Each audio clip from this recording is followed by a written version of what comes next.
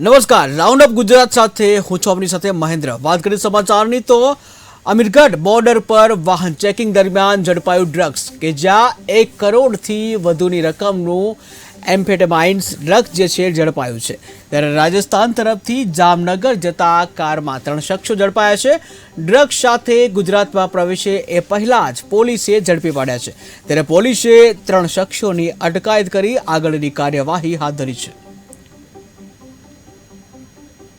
લોકસભા ચૂંટણી 2024 અંતર્ગત Amirgadh police station એક રાજસ્થાન રાજ્યથી જોડાયેલું પોલીસ સ્ટેશન હોય એ અનુસંધાને 4 હંગામી ચેકપોસ્ટ અને 2 કાયમી ચેકપોસ્ટ કાર્યરત હોય। અમીરગઢ ચેકપોસ્ટ ખાતે અને તમામ ચેકપોસ્ટ ખાતે વધુમાં વધુ પ્રતિબંધિત ચીજવસ્તુઓની આવ્યેથી કાયદેસરની કાર્યવાહી કરવામાં આવી રહેલ છે।